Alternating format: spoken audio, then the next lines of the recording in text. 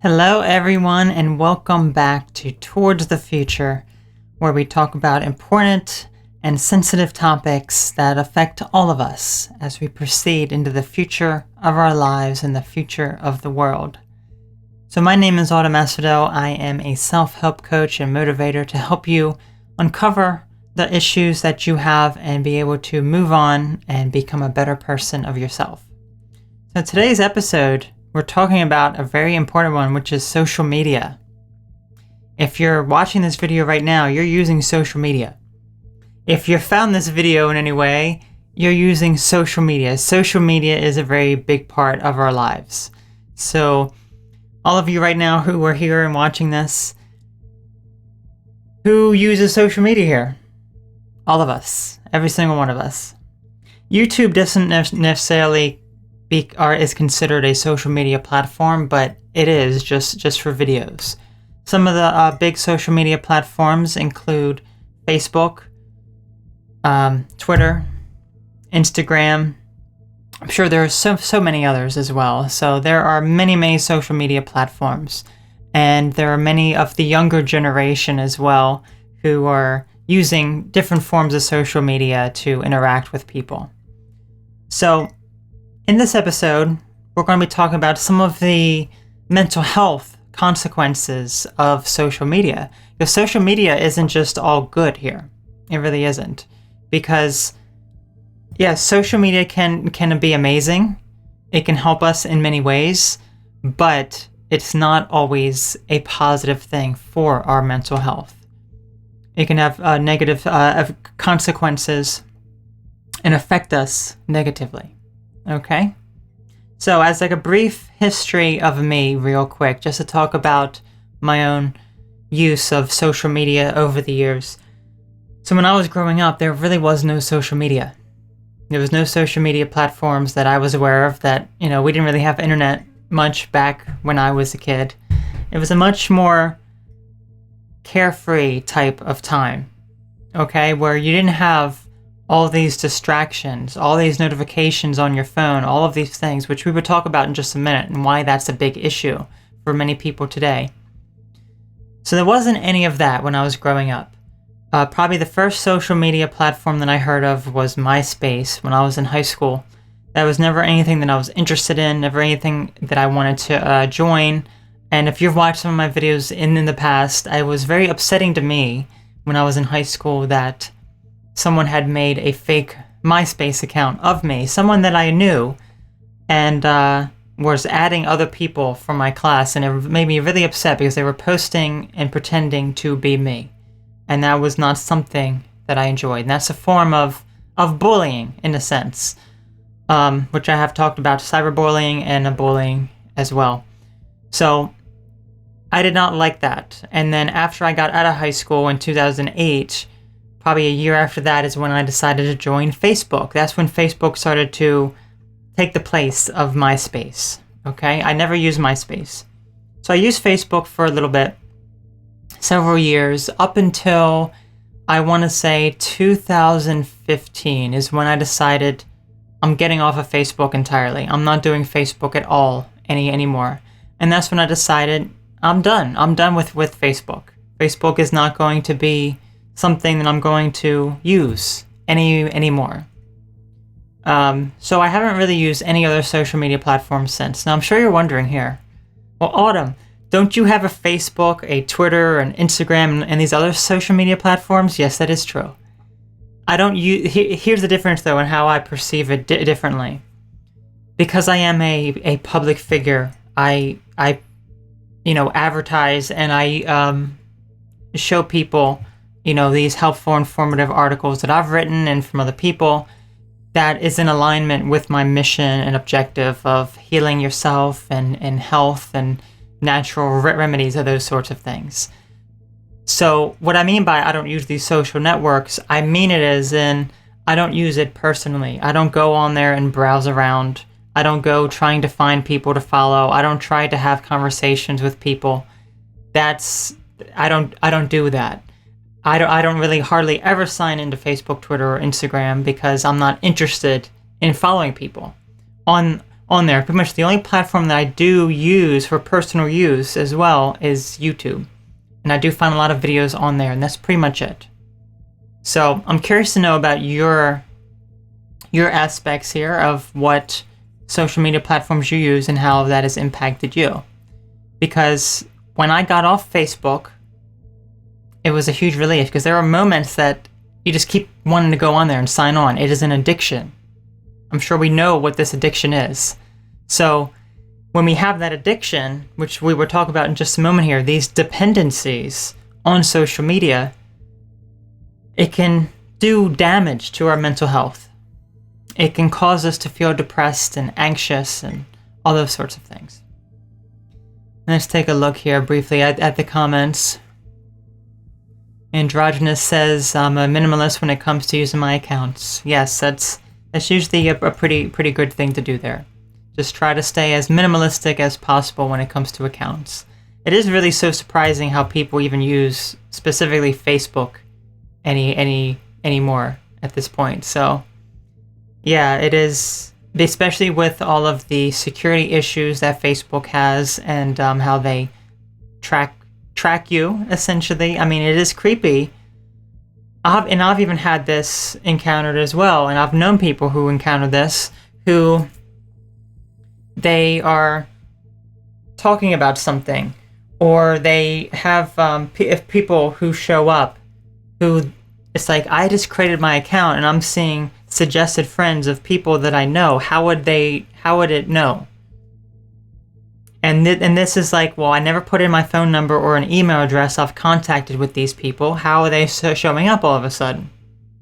It's a bit eerie. Or if you're talking about something, Facebook will advertise to you specific things that you're talking about. Okay? So there's been many information that has come out regarding Facebook and those privacy concerns of them monitoring you. But let's step away from that for just a moment, because we're going to talk about the mental health aspects of social media. So let's take a look at just some signs that you are addicted and dependent on social media. If some of these apply to you, then you may want to reevaluate some of your social media use, because it could be doing harm to your mental health. Okay? So let's take a look over here. 5 signs that you are too dependent on social media. We're all just dying to share the most glamorous moments of our lives on social media. So usually what we do is, instead of living in the moment, we're living in, I have to take a picture of that, I have to do that. But what about when life isn't so shareable? So if you're going through something very negative, if you're going through something that's very difficult for you and hard for you, a lot of times we can't share those moments to other people. A lot of these just people online, a lot of these influencers, they're called, or just people who, these celebrities, they only project one image of themselves online to you. You don't see the whole picture. You don't see how they really are on their worst days. So that can give you a false impression as to how they truly are. Because if they're giving you this idea that everything is amazing, everything is great, that there's no negative, you could feel very upset at your own life that you can't be like them, when you don't realize the struggle that they have. Like, how many times do we hear about celebrities who are dealing with some sort of major depression or mental health issues, and that isn't reported until it's too late, or until there's some sort of harm that is done? You don't hear about those things because they can't share that, because mental health is a very sensitive topic that people don't want to discuss.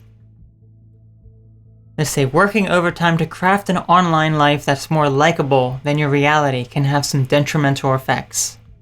So if you're putting information out there to make yourself be perceived as this person who is enjoys life and a very positive outlook, and even if you're lying to people and saying, I have all this wealth, look what I'm doing, I'm going on all these vacations and trips, when in reality, that's not how your life is at all.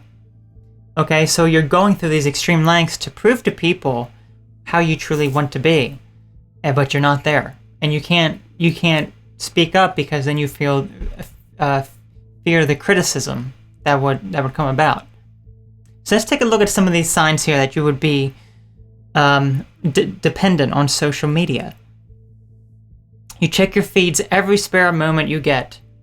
Is this you? Do you do this? We check our phones every spare second. Every spare second. Our attention span is down the drain. We don't have no attention span anymore because of this action right here, because of what we're doing right here. While waiting in line at the grocery store, at a red light, or walking to and from lunch. I've seen people on their phone walking into a restaurant, not even looking across the street. Just looking, just walking in there. This ends up leaving us overwhelmed with an information overload because we're not able to actually calm our mind. We're always busy, focus on something. This, I think, is also another reason why there's so many. This is something that annoys me so much when I see people, these videos, and this is something that started shortly after I was making videos. It wasn't right away, but when I would make videos, I don't cut every little breath out of my videos, okay? If I were, right now, if I were to take this video and edit it, or rather someone else would edit it, they could trim it down a lot by removing all of the blank space with all these jump cuts and all of this, because people don't have attention span anymore. So they can't wait for a pause. So if I pause right now, I'm going to lose people because of their attention span being so poor.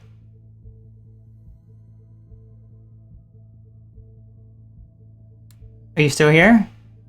Is your attention span poor, and did you leave as a result of that? So that's something that I have seen, that I have noticed, because people don't have an attention span anymore. And this is one reason why, because they always have to be busy doing something. They always have to be focused on doing something. So if they're not, then their attention span is just gone. They have no attention span anymore. And this is just one of the culprits. There are many, many culprits, but this is just one of them. You're having trouble focusing at work. Again, this is attention span.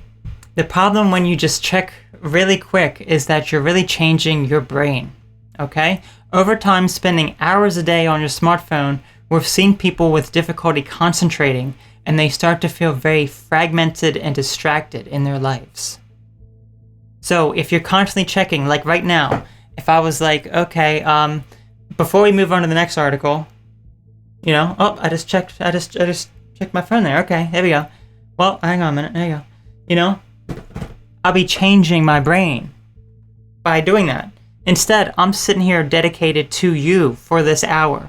I'm focused on this for an hour. I'm not going to be distracted checking text messages, checking, these social media feeds.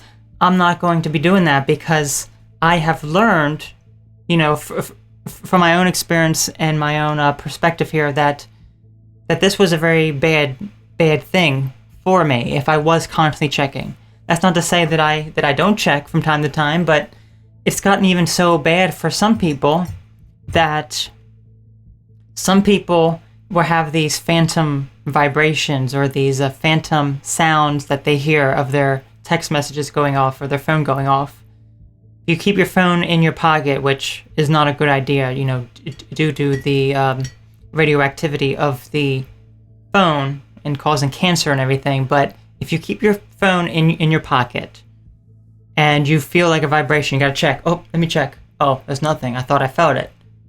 If you hear it, that ding or whatever your notification sound is, like, oh, let me check. Oh, how many people who are addicted will have that? There would be many people who would have that.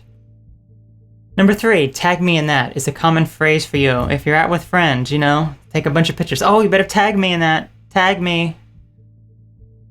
Number 4, you spend more time posting than living in the moment. You go to a nice restaurant, you go to a movie, you go to a concert, you're too busy taking photos than you are actually enjoying the moment. I mean, how many people, if you go to a concert and there's people filming and recording and taking pictures and everything, they're not paying attention to the band. They're just snapping photos. They're recording video. They're not living in the moment. They're just thinking about, oh, I have to capture this so I can have this online for later. So they're not actually really focused. They're distracted. They're disoriented. Okay. Let's see. Stephanie says, I never live in the moment. It's very, very important to live in the moment. Let's see. And let's see, I see here, Kane says, Facebook won't allow you to deactivate for more than 9 days. Interesting, because back when I used Facebook, when I did deactivate, I would deactivate like a month, so they must have changed that. Is that really? If that is the case, then again, they are making people dependent and addicted. I mean, that's what the social media's job is to do. Especially Facebook being very, very guilty of that. They are intending for people to stay on there because it is starting to be a failing social media company with all of the stuff that's coming out and all the people who are abandoning it.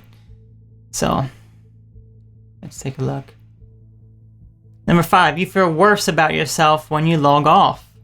So if you need validation from these people online, if you have a huge following online and you post something, you're like, gotta keep checking those likes, gotta keep checking those comments, gotta keep checking those reshares or retweets or whatever that you need to check. If you constantly feel you need to do that, or you need to, if you don't have that on a certain post, then you feel upset. Then you feel like, oh gosh, what did I do wrong here? This is something that I have felt as well. You know, I think that comes down to my own inability to have confidence with myself. Now, this has dramatically improved, over time, but yeah, it is very, very interesting. Let's take a look.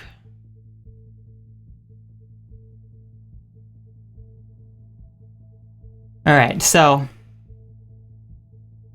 yes, if in our waking world we come into contact with so many people, we might compare ourselves to these people. But when you go online, you're comparing yourself to everyone else online. So how many of us here compare ourselves to another person? Don't be shy. We all do it. Every single one of us does it. Why do we compare ourselves? That is a good question to ask. We compare ourselves because that's just how humans are. That's just how we are. Okay? We are competitive in nature. We like to compete. We like to be better than other people. We have to do better than other people. That's what business is all about. It's about snuffing out the competition, essentially. Okay? And doing the best you can do. If you're on social media and you have this huge following and you're starting to decline and you see these competitors who are trying different things, you're like, oh, this is my competitor. I need to do something that will be better than them so I can excel because they're taking everything from me. Again, it's competitive, okay? So when you compare yourself to people in your daily life, that is different than when you go online and compare yourself to everyone online. Because everyone online could essentially be the entire world, for all you know. Okay, because there are many, many more people you can compare yourself to online who don't even live around you, who are in different countries, who you don't even know, who may not even speak your language that you're comparing yourself to. Saying, wow, this person is better. We've all done it. I've done it. I am guilty of that myself. Yeah, so this is a very troubling thing because when we compare ourselves to other people, we will never be able to actually live how we truly want to be. Comparing ourselves to another is not the right way to go about life. Okay, so our next article then, if you do find yourself, with any of these signs, let's take a look at what this may. We had to focus on, taking a break from social media, because here's the thing: social media, it's not all bad. I'm not sitting here saying that it is all bad. There are plenty of negative aspects when we don't know how to use it properly, which I feel as though more people than not don't know how to use it properly or are addicted to it. And it's important to realize that it's meant to be addictive. So it's very hard to stop that craving. Okay? So our next article here, social media and teens. How does social media affect teenagers' mental health? So this is a very important topic because, I'm not a teenager anymore. I haven't been a teenager in 10 years, okay? That was the last time that I was a teenager. And back when I was a teenager, it wasn't like it is now with teenagers, okay? Even children who were under 10 years old using social media and those sorts of things, okay? Kids are becoming addicted to it. Kids are having negative effects from it, okay? So because of this, it's changing the way our future as human beings is going to be.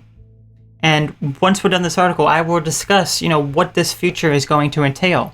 I'm sure some of you already know what this future is going to entail and what I will be saying, because I have discussed this in the past. But it is something that I see as very, very troubling, because social media is becoming an addiction for many people, especially children and teens.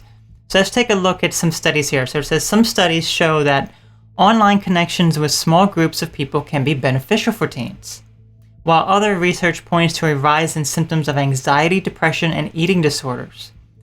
So this is a major concern because we have many, many kids and teenagers who are having some sort of mental health condition. Now, there's more and more mental health problems arising in the younger generation. And social media is just one of the culprits of this. No long-term studies have been completed. So this is just a lot of speculation at this point. We really don't know because, as I said, social media is relatively new in the whole aspect of the world when you really think of it. Because, as I said, when I was younger, there was no real social media. Nothing like there is now.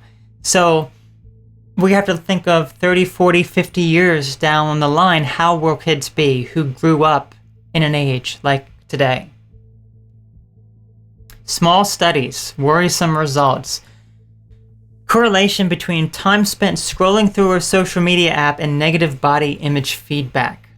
2.2 times the risk of reporting eating and body image concerns. Now, why is this the case? Now, this mostly affects girls more so than boys, okay?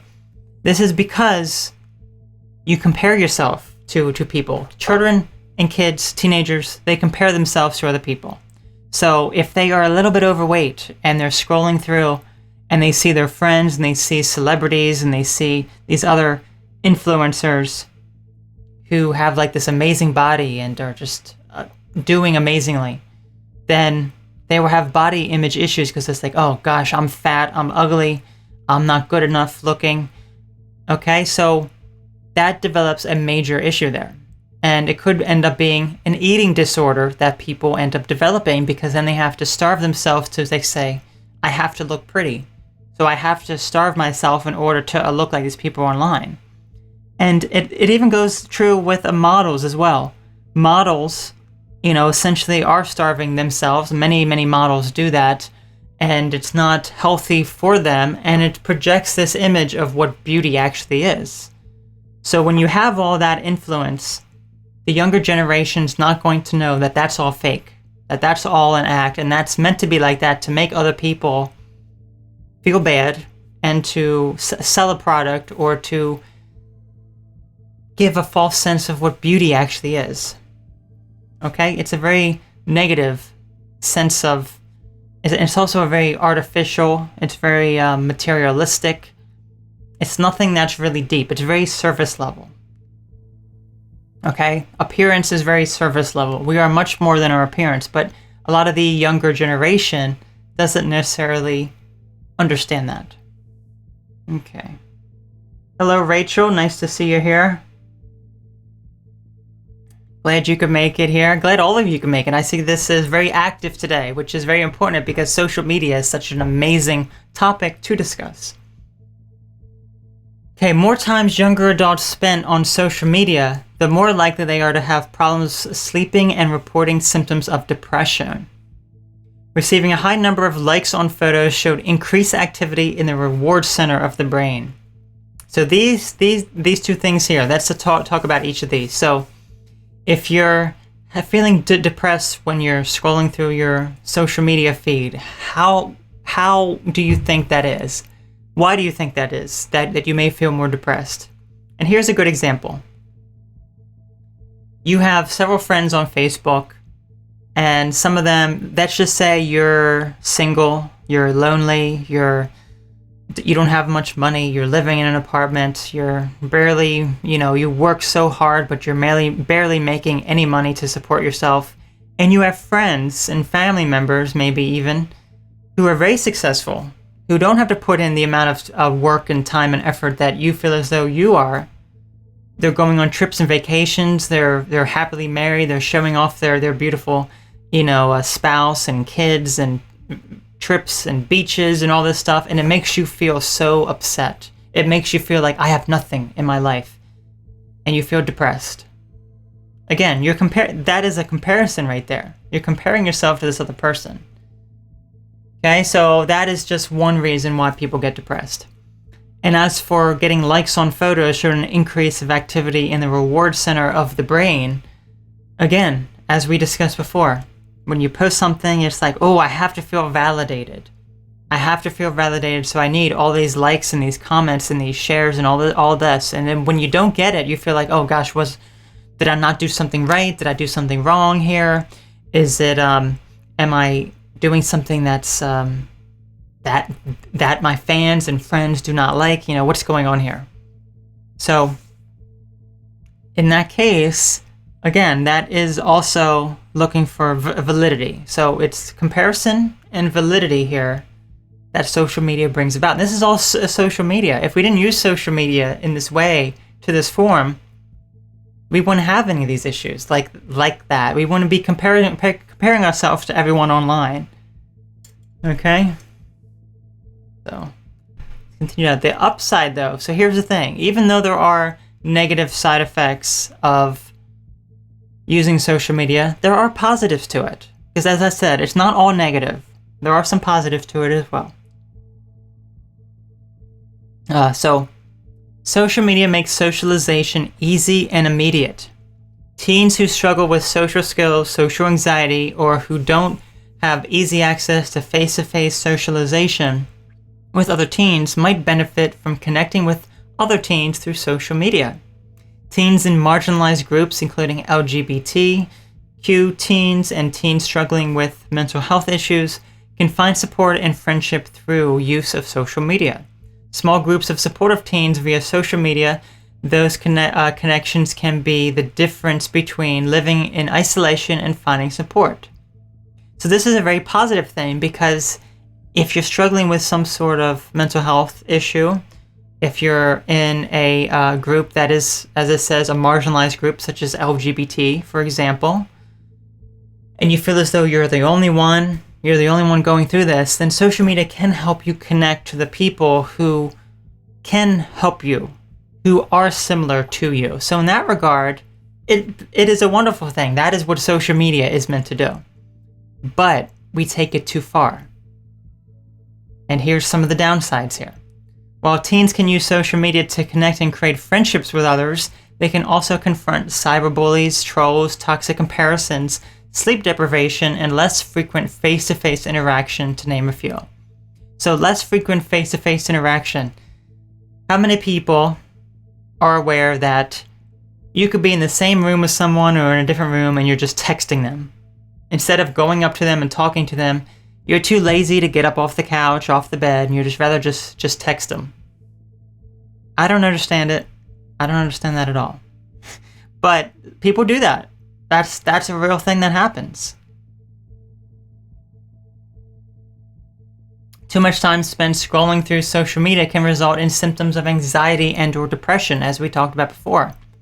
Focusing on likes, altering their appearance, engaging in negative behavior, and accepting risky social media challenges. Focusing on just the likes. I have to get likes, I have to get views, I have to get comments. So you do these ridiculous things that may not be who you are in order to gain that. Cyberbullies. If any of us have been online, I'm sure we've encountered cyberbullies and trolls. I sure have. I've encountered some really, really nasty and negative ones who... a whole bunch of range of people, okay? So, cyberbullying is associated with depression, anxiety, and an elevated risk of suicidal thoughts. Making comparisons, again, physical appearance to life circumstances to perceive successes and failures are under a microscope. So, yeah, that's why you have to present a certain image of yourself, and you have to look better and be better than other people. You got to compare yourself.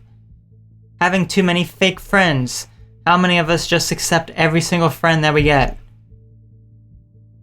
This is obviously different if you're on, if Facebook, you know, this is where it happens. It won't happen on Twitter because you could essentially just...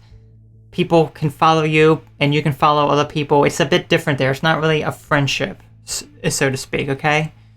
And then Instagram is the same way, okay? But Facebook in particular, it's about friendships. It's about having friends. So in that regard, you just have to go out and friend everyone to make yourself seem special and popular and important. Less FaceTime. Social interaction skills require daily practice. So if you don't use them, if you don't talk face-to-face with people, you're not going to be able to talk well face-to-face with people. And it's going to be harder for you. It's difficult to build empathy and compassion. Human connection is a powerful tool and builds skills that last a lifetime. Helping teens learn to balance social media with their real-life friendships is to keep the lines of communication open and keep talking. So yes, the thing is with children, as I mentioned, the problem why it's so important and crucial for kids, the younger generation, using social media appropriately is because they are the future of the human race. They are our future. So if they are addicted, if they have these issues here by comparing themselves to others, then that is a major problem for the future of the human race. Because, as I said, you know, my parents and grandparents, they didn't really have this social media, okay? So they grew up in a different time that was much simpler, as I said. Even when I was younger, there was no social media. I'm sure many people watching right now who is 25 or older grew up without this social media, okay? So you know what that's like, and that can be a good and bad thing. But because kids are addicted, I mean, how many of us see people constantly on their phone, especially kids, constantly, just constantly on their phone. I talked about the person crossing the street while not even looking, just on their phone constantly. Okay? Or what about people who, just constantly on our phone here, and just on the phone, all the time. You use the phone up until you go to bed. That's why you have difficulty falling asleep. Now, if you're going to use the phone at nighttime, I have recommended that you turn on the orange filter on your phone, on your computer. All phones, computers pretty much have it now. So you can use that, which helps. But the whole reason for all of this, you gotta remember, dependency on technology is part of, and I have discussed this before, hopefully you can understand this, it's about transhumanism. It's about the combination of humans and technology. That is essentially what the future of human beings is, okay? And this is just one way that it's starting to come about, by making people dependent on technology. And it's making people dependent on technology so that they think it's God, essentially. Like, how many people rely on technology so much that they can't live a day without it? I am nothing without, electricity or power or technology. You have to be on it all the time. So that is just one way that that this transhumanism is coming about. Okay? I have discussed this more in detail before in the past, so you can check out various other videos that I've done about this topic of transhumanism. But it is an interesting one, and it is something that is happening regardless of if we're aware of it or if we want it or not. It is happening. And it's very obvious when you can spot the signs.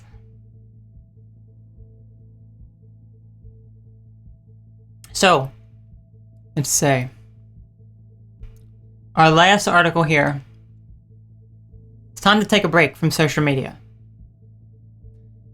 Time to take a break. So, here is why we should all take a break and why it's important to take a break. Okay? How much time do you spend on social media? Just think about that for a moment, and I think the numbers will surprise you. I believe, if I'm not mistaken, at least for the iPhone, there is something, I think it's called like screen time or something. Screen time, here we go.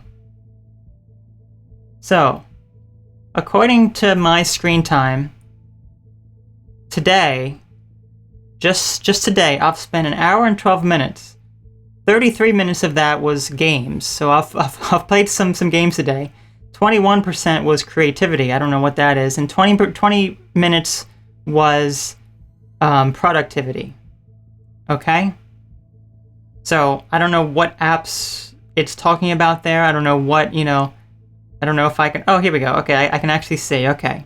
So, if I record a video using this, it's going to monitor that time. So, if you have an iPhone, I don't know if it's for Android as well, but there's something called screen time. You can see just how much time you're spending in various apps and on social media. Okay? You can take a look and see how much time you are spending. Okay? Because I use certain things for productivity, it's not really social media that I'm using. If I record a video on my phone, I'm not actually using social media there. I'm recording a video and then I'll post it to the social media platforms. But that's more of, I guess, I don't know, but whatever you want to compare it to, it's still a form of using technology and being. I wouldn't consider myself dependent on technology here, because we shouldn't be dependent on technology at all. But we have to realize just how much we're actually using it. Okay? 10 minutes of your day, or sometimes way more minutes that you care to admit, are lost forever thanks to social media. So, as we said, if you're quickly going on there and just checking the news feed and your social media accounts, whatever you're doing, and you're distracted there, that can take some time out of your day that you could have been doing something else. Now, I'm not saying to never check these things, but condense it, okay? So maybe you check one time in the morning, one time in the evening, and that's it, okay? Instead of all these periodic checks throughout the day, okay? And again, I'm speaking from my experience here, because I have done that as well, and I realized, well, wait a minute, I'm spending too much time quickly checking all these different things when I could just check it twice. That's it. That's all I gotta do. So, even social media sensations themselves need a digital detox. Everyone does. Every single person does. It doesn't matter how famous you are. It doesn't matter how much followers you have, none or millions. You have to take a break. So we see some people here. YouTube star Lily Singh announced her decision to take a break from social media and focus on mental health. So how many of you are familiar with her? Several celebrities have also quit various social media platforms for reasons ranging from too many negative comments, or being harassed, hackers, or publicity stunts, or just needing a little or a lot more privacy. Here's the thing about privacy. Privacy does not exist in any form, because if we're around technology, there is no privacy. Okay? There is always something that is monitoring what we do and say and how we act. This is not meant to sound like paranoia and make you feel paranoid, but it has been shown, phones these social media platforms, they do listen to your conversations. If you have cable boxes in your house or smart TVs, again, that's been shown to monitor you. Samsung smart TVs, and I read about this years ago, that they are secretly recording you and watching you because, well, there are many, many reasons for that, but one is advertisements. Okay, so when they can monitor you and what you want when you're talking about, they can advertise to you more effectively. Okay, so it's real world advertisement. So just like, think of it as when you're searching online, okay, and you're browsing around the internet and you're searching, on various sites for a particular product that you want, okay? And then you start to see advertisements for that product, okay? That's called targeted marketing there. They are targeting you specifically to market certain things to you. Okay? So in that regard, when they do that, it's to advertise to you so you can buy this product. So take that out of just the online world and put it into the physical world where it's about that type of advertisements, okay? Where you're talking about something with a friend and then that happens, okay? I've known people who are talking about something, I don't remember what the topic was, and then they get a phone call back on their phone and it's someone trying to sell them that very product that they're looking for. Or I think I've even heard of people who, when they pick up the phone, it's their own voice being played back to them, talking about what they want, and it's very, very creepy. Or they're just talking casually to someone about something, and then they go on their phone and they're seeing advertisements on websites for what they just talked about, when they didn't do any search on their phone. They were just having a conversation with someone. So again, that's all a form of advertisement there, okay? Let's say, Rachel says screen hypnotism. Yes, certainly a form of mind control. Indeed, it is. It very much is. It's about hypnotizing you to be focused on the screen, to focus on the website, focus on the social media platform, focused on whatever. Okay? Why a digital detox can be a good thing. Taking a break from anything can provide needed time for critical reflection. This is about being in the moment. This is about keeping things focused and mindfulness, okay? To be present in the moment and not distracted with all these different things. Less time on social media can also help you connect more with people face to face, since you can lose that connection online. Engaging with others in person fulfills our senses wholly. It fulfills our need to physically feel, hear, see, touch, and smell. These are primal components to living life fully. So that is how we are as human beings, because we are living creatures. We are human beings who need interactions with other human beings, okay?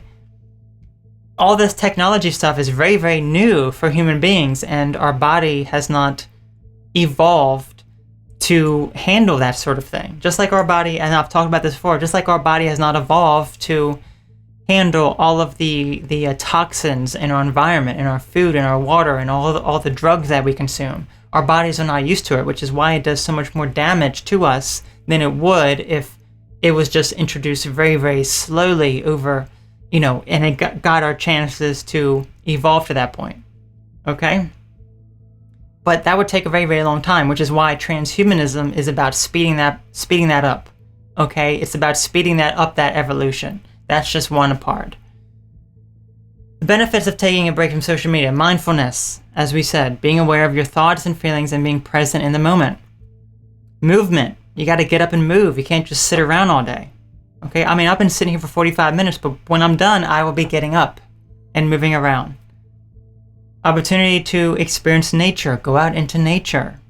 If you live in a big city, it's going to be harder to do unless there is nature around you, but nature. That's very, very important for us to connect with our true self. More time to learn about yourself more time to sleep. Okay? All important things.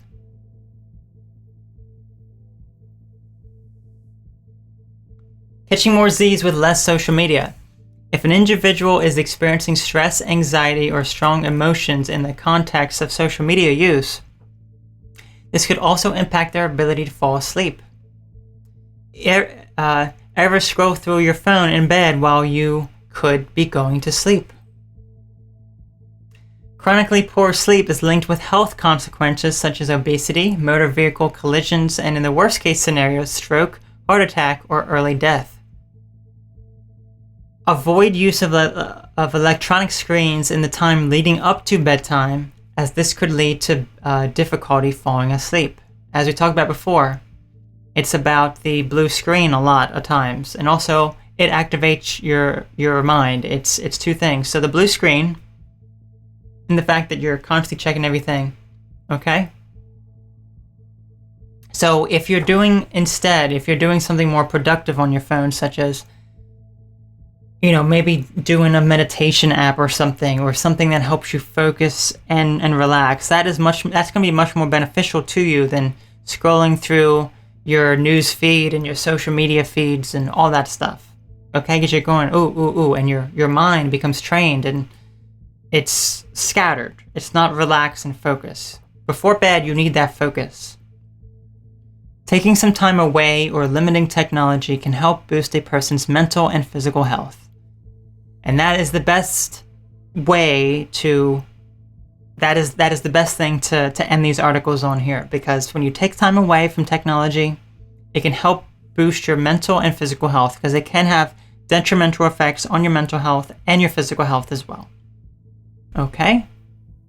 So, let's see, who has any questions here? So please, if you have any questions, please send them in now, and we will answer some of these here. Let's take a look.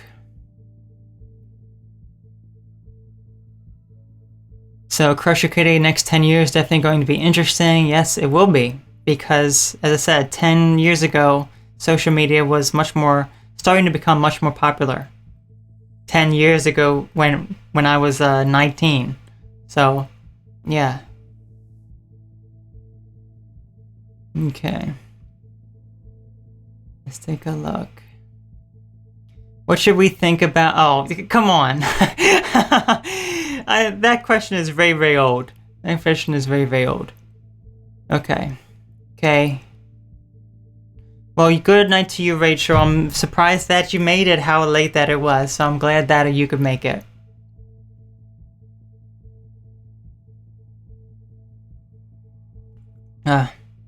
So, let's take a look. We can't even get along as humans. How do we get along with tech's intervening into the personal relationships? Yeah. It's all about technology in the future. So if you think 10 years of technology progressed and, it was very, very rapid and quick, wait for another 10 years and see how that is. It's going to be interesting for sure. Can't wait for SpaceX to reach Mars in 2024. Can't say I know anything about that. Okay. All right. Well, if no one has any other questions here, I would like to thank you all for tuning in. I appreciate this amazing topic here, because this was a wonderful, wonderful topic that it affects all of us, because we're using social media right now. If you're watching this video, you're using social media. Okay? That is the thing. So if you're using social media, you have to be using it if you're watching this video. Okay? If you found this video through Facebook or through Twitter or through Instagram or through any other means, social media is bringing you here in some way. Okay? So you have to understand that you need a break from it. So that is the conclusion to this, to recognize your mental health and to take a break from using social media and becoming more mindful of how you were using it, because you can use it effectively, something that is positive as opposed to something that is negative. Okay? So I do invite you, probably around, I think I'm going to start a little bit early tonight, 9 p.m. Eastern Time. Maybe even a little earlier, I don't know yet. I will be going live on my gaming channel, Asphodel Gaming. So you can catch me on YouTube or on Twitch. Twitch is probably better, so I will post that link. If you would like to come check me out, then we'll be playing 2 games. So, yes, I look forward to seeing you there if you want to come and join. The link should be coming in just a moment, hopefully. Sometimes the bot takes a while or it doesn't come at all. There we go. Okay, so, yes, if you want to come and join, I would love to see you. So, you all take care, and until next week here, I will see you then, okay? So you all take care. I will catch you all later. Bye-bye.